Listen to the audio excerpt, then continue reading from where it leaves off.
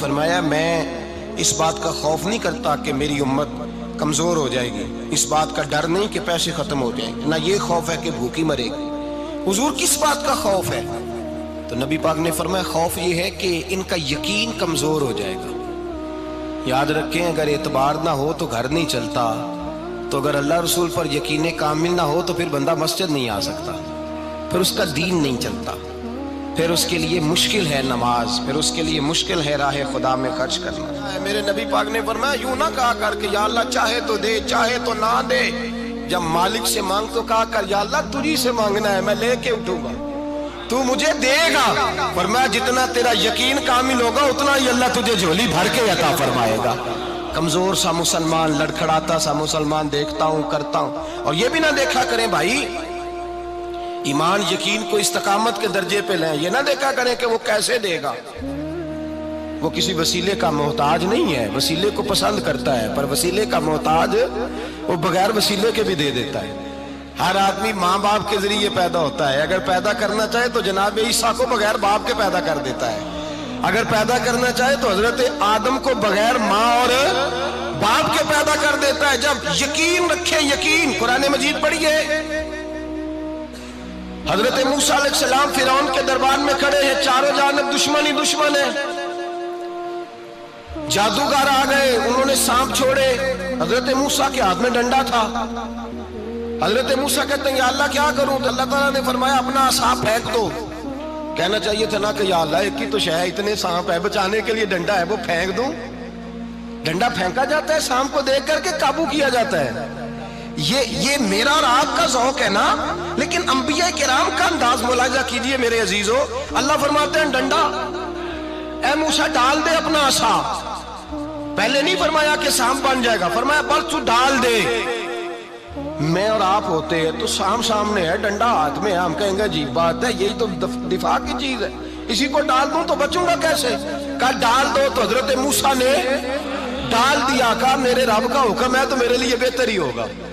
اللہ فرماتے ہیں جب موسیٰ نے ڈالا تو میں نے اس ڈنڈے کو، اس عصا کو اژدہا بنا دیا۔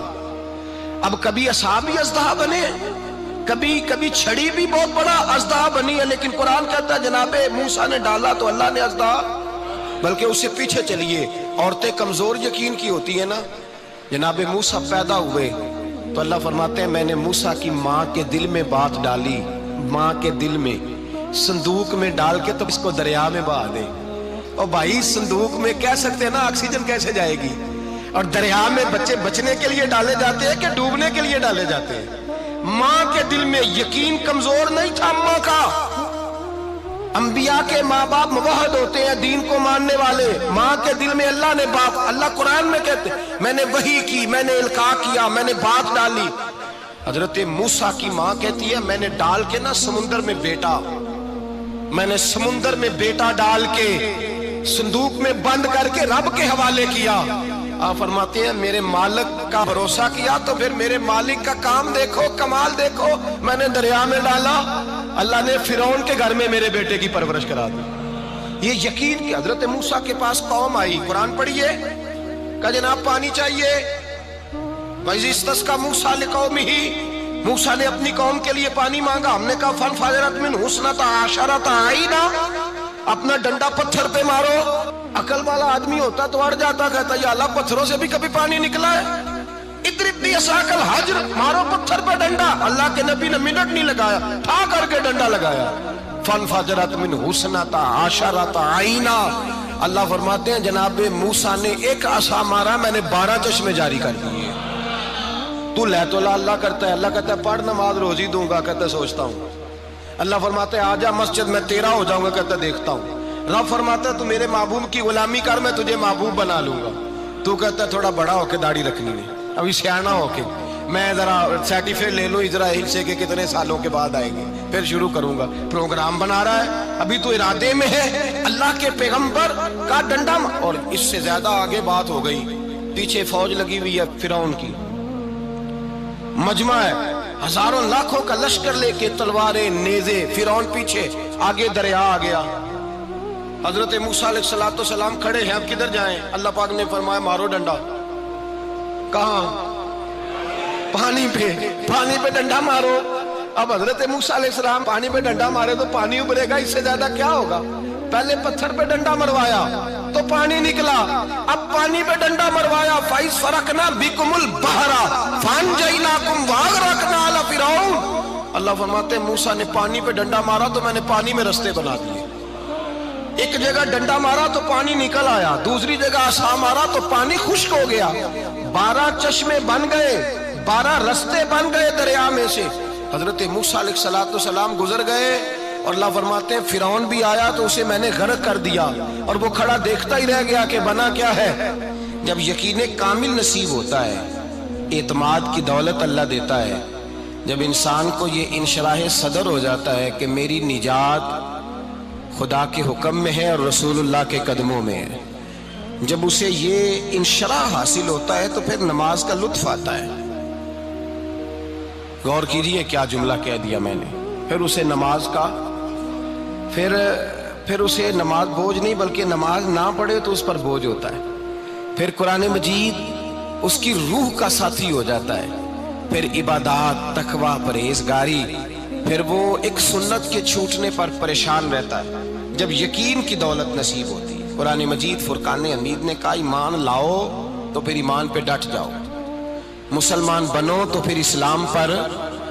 फिर ये जो कमजोरी है ना, ये देखते हैं, करते हैं, चलते हैं, अभी कल अभी परसों बहाने हीले, अभी मैं नमाज शुरू करता हूँ, देखता हूँ ला इलाहा इल्लल्लाहु मुहम्मदुर रसूलुल्लाह सल्लल्लाहु अलैहि। जब किसी ने कलिमा पढ़ा तो उस पर पूरा दीन जरूरी है, पूरा। अब वो ये नहीं कह सकता कि थोड़ा थोड़ा करके आऊंगा। यकीन की दौलत नेमत है। अल्लाह पाक कुरान मजीद में फरमाते हैं इन्नल्लज़ीना क़ालू रब्बुनल्लाहु सुम्मा इस्तक़ामू, जिन्होंने कहा कि अल्लाह हमारा रब है और फिर वो इस पर डट गए, फिर इस पर वो कहा तो डट गए, खड़े हो गए, नहीं अल्लाह ही रब है, अल्लाह ही देने वाला, अल्लाह ही मालिक, अल्लाह ही हमारा राज़िक है, रब ही हमारा सब कुछ। जब डट गए तो फरमाया ततनज़्ज़लु अलैहिमुल मलाइका, फिर मैं उनकी मदद के लिए आसमान से फरिश्तों का नुज़ूल फरमाया करता हूँ। फरिश्ते क्या कहते हैं, अल्लाह तखाफू वला तहज़नू, गम न करना, खौफ न खाना, वबशिरू बिल जन्नतिल्लती कुंतुम तुअदून, हम तो तुम्हें अल्लाह तबारक व तआला की उस जन्नत की खुशखबरी देने आए हैं जिसका रब ने तुम्हारे साथ वादा किया हुआ है। फिर फरिश्तों का नुज़ूल होता है, लेकिन शर्त क्या है कि ईमान लाए और फिर ईमान पर फिर ये ना सोचे कि वो किस तरह देगा, वो कैसे अता करेगा, वो मेरी मदद किस तरह करेगा, निज़ाम कैसे चले। डट जाए, डट जाए, कहे मेरे अल्लाह का हुक्म है तो मैंने हलाल ही खाना है, मेरे रब का हुक्म है तो मैंने थोड़े पे गुजारा करना है, मेरे मालिक का हुक्म है तो मैंने अपनी जेब देखनी या दूसरे की नहीं देखनी, मेरे रब का हुक्म है तो मैंने उसकी इताअत में रहना। जब डट जाएगा अल्लाह के अहकामात पर, जब डट जाएगा तो अल्लाह फरमाता है फिर मैं तेरी मदद के लिए फरिश्तों का नुज़ूल करूंगा। नबी पाक सल्लल्लाहु अलैहि वसल्लम ने फरमाया दो दौलतें अगर किसी को अल्लाह दे दे तो समझे अल्लाह ने उसे दुनिया की सबसे ज्यादा दौलत अता फरमा दी। या रसूलल्लाह वो कौन कौन सी चीजें हैं?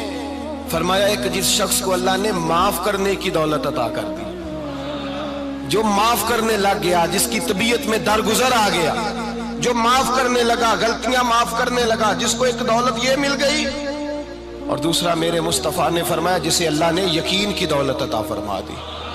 जिसको ये दो दौलतें मिल जाएं, एक दरगुजर करना, दूसरा रब रसूल पे यकीन कामिल रखना, उसे कायनात की हर शय मिल गई।